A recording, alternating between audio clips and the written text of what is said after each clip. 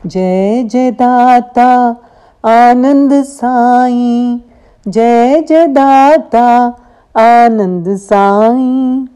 ओम साईं आकर्षण शक्तिये नमः। जो तू खिलाए शुक्र शुक्र, जो पहनाए शुक्र शुक्र, हर हाल में तेरा शुक्र शुक्र, तू सदा दयाल तेरा शुक्र शुक्र। हे जग पावन साईं पिता, हम हैं तेरे बालक, हमको केवल आस है तेरी, तू है हमरा सबका पालक, तू है हमरा सबका पालक। ओम साईं जनहितकारियाय नमः। श्री साईं गीता श्लोक नंबर 1505।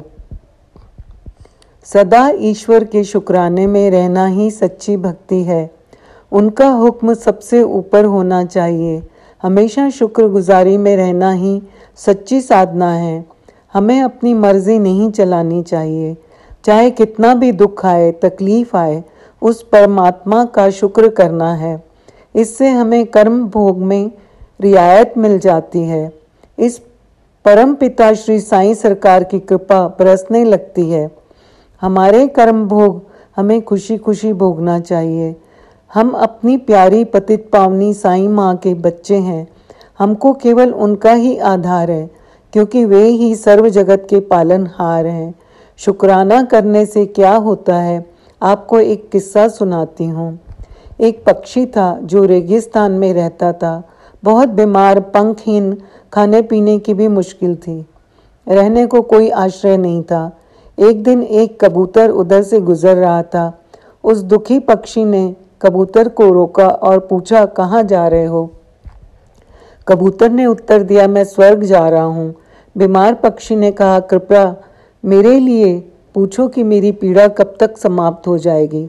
कबूतर ने कहा, मैं निश्चित ही पता करूँगा। कबूतर स्वर्ग पहुंचा और प्रवेश द्वार पर देवदूत को बीमार पक्षी का संदेश दिया। देवदूत ने कहा, पक्षी के जीवन में अगले 7 वर्ष तक इसी तरह का कष्ट लिखा हुआ है। तब तक उसके जीवन में कोई खुशी नहीं है।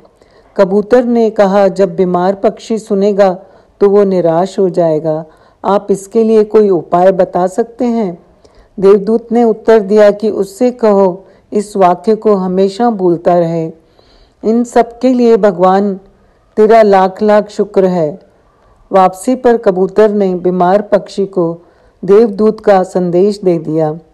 7-8 दिनों के बाद कबूतर जब उधर से गुजरा तब उसने देखा पक्षी बहुत ही खुश था। उसके शरीर पर पंख उगाए थे। उस रेगिस्तान में एक छोटा सा पौधा भी उगा हुआ था। वहाँ एक छोटा सा तालाब भी बना हुआ था। वो पक्षी खुश होकर नाच रहा था। कबूतर चकित था।